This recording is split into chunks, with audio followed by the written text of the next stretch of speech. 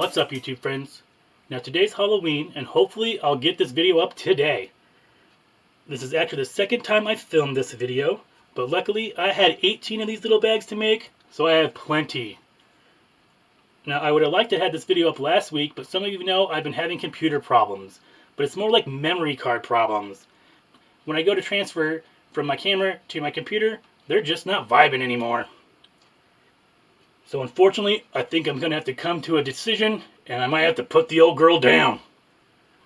So today, I'm going to show you how easy it is to whip up these pyramid zippered treat bags that really you could use for any occasion.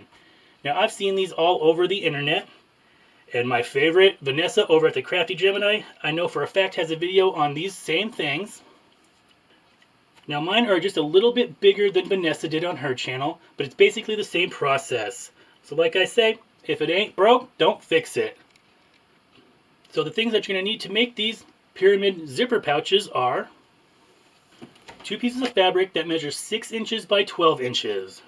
Now this is going to be the outside fabric and this will be my lining. You're also going to need a piece of fusible fleece that measures 6 inches by 12 inches also. And if you don't have fusible fleece or don't want to use it, you could just go ahead and use regular batting with some spray base or a glue stick. You're also going to need a 7-inch nylon zipper. Now I got this at Walmart and they cost $1 a piece. I thought that was kind of pricey, especially when I made 18 of these. So I headed on over to Amazon and I found 100 zippers and each one came out to about 8 cents a piece. You can't beat that. And finally, you're going to need a piece of ribbon that measures 5 inches long. I also have my iron and ironing board ready to go. I'll be switching between my zipper foot and my walking foot on my machine, and also I'll be using my serger. If you don't have a serger, you could just go ahead and use a zigzag stitch on your regular machine. So let's get started. So the first thing I'm going to do is take my fusible fleece and I'm going to lay it so the glue side is facing up. Next, I'm going to take my outside fabric. I'm going to lay it so the wrong side is facing the glue. And then go ahead and iron this to the manufacturer's instructions. Now mine didn't really come with any instructions, so what I do, just grab my iron,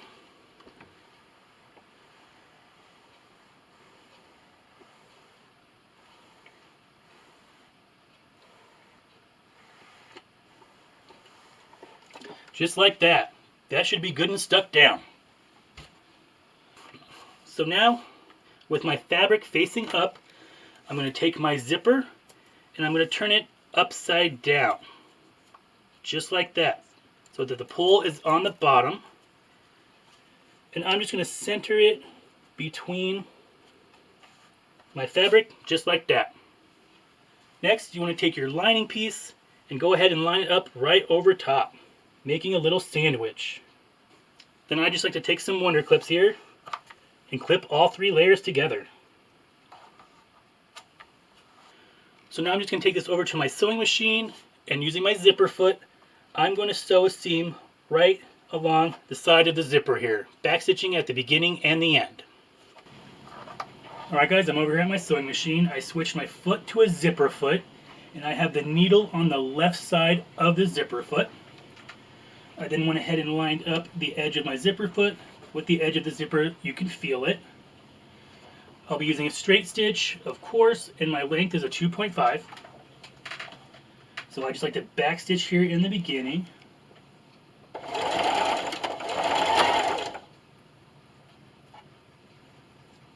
And just keep sewing.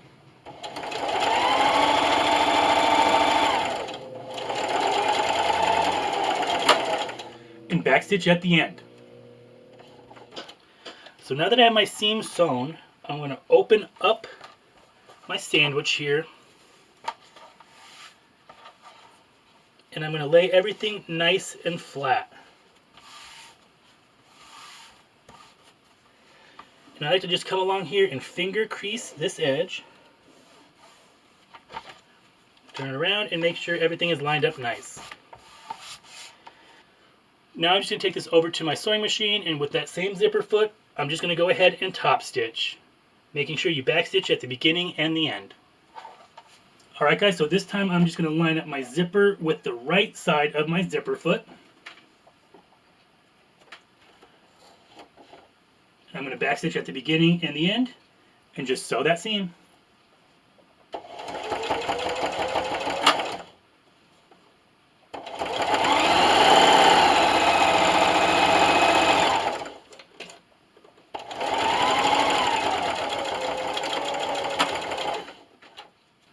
Now that I'm finished top stitching, I'm going to go ahead and I'm going to take my outside fabric and I'm going to bring it up and line it up with the top of the zipper.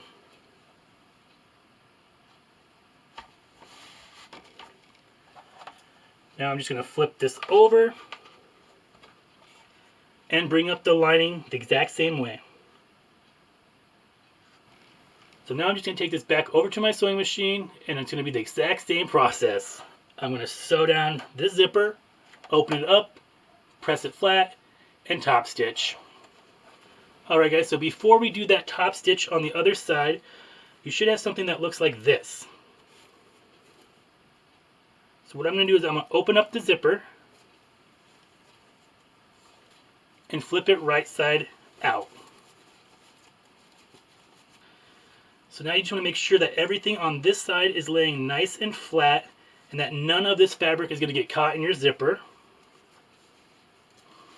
And when we get down to this bottom end right here, it could be a little tricky. It gets kind of tight, but it's doable. So what I do is just start from this end, come down, and just make sure everything, the zipper pull and all that stuff's out of your way. And of course, backstitch at the beginning and the end. Now it gets pretty tight down here at the end, so you just want to make sure that your zipper pull and everything's laying flat and out of the way.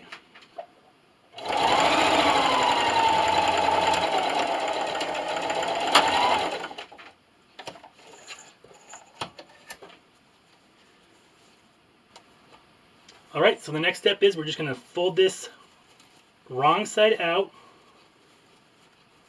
again. I just like to zip up the zipper.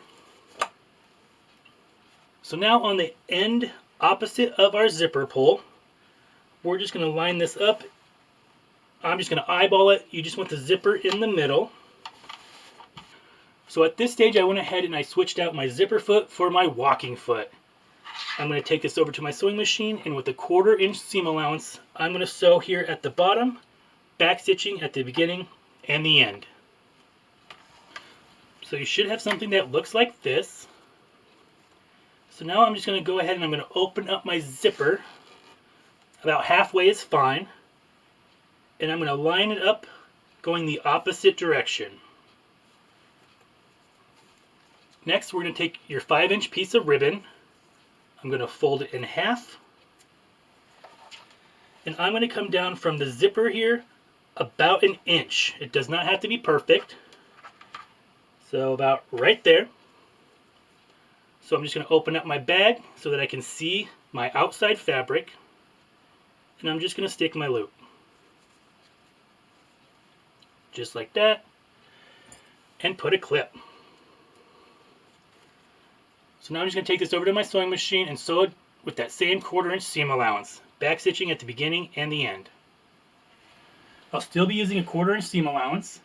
And I find it easier to start at the side opposite of your zipper. Don't forget to backstitch at the beginning and the end.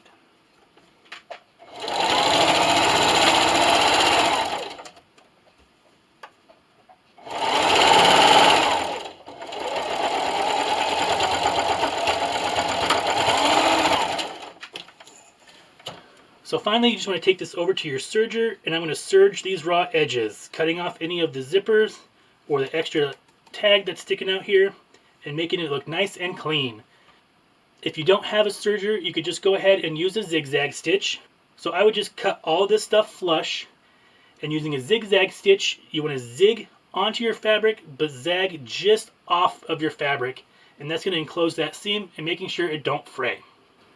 Alright guys, so now I'm just going to use my serger here to finish off these bags.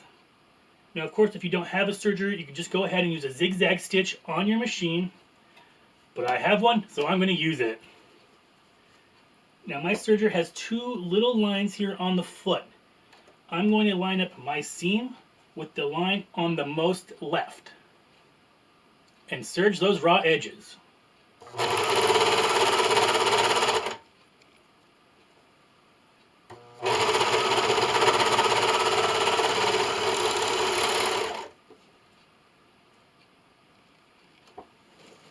And now just do the same thing to the other side.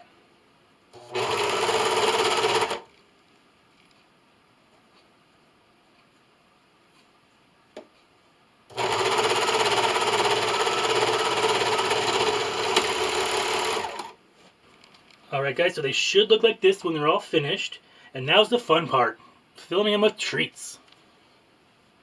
Now after finishing these 4, like I said earlier, I have made 18 of these little bags. So my candy and toy supply is getting pretty limited. So the first thing I'm putting in my bags this year are these little mini mazes. Now this isn't necessarily Halloween, but I found a pack of 15 of these brand new at the Goodwill for 59 cents. Can't beat that. I also have some bat rings, some spiders and snakes, and of course, candy. Who doesn't like chocolate?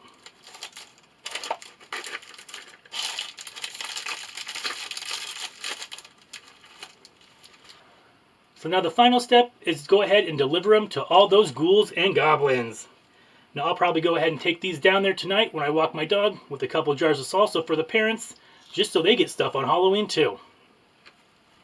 Now of course you could use these at any time. Mother actually had a great idea that I wish I would have known before I made these for Halloween, and she thought that it would be great to make a whole bunch of these, fill them up with little treats and stuff, and hang them on the tree for the grandkids to come and pick whatever one they want. Sometimes that lady has great ideas. Sometimes. I hope you give this video a try. If you like this video and want to see more of my videos, go down below and hit the big red subscribe button. And if you'd like to be notified as to when I post a video, go ahead and hit that bell button. If you have any questions about this video or any of my other videos, or would just like to leave a suggestion for a future video, leave me a comment. Head on over to Facebook and Twitter at Scrappy's Patch if you'd like to friend me there. Feel free to share this video across your social medias. And as always, thanks for watching. Hope you all have a safe and happy Halloween, and I'll see you next time.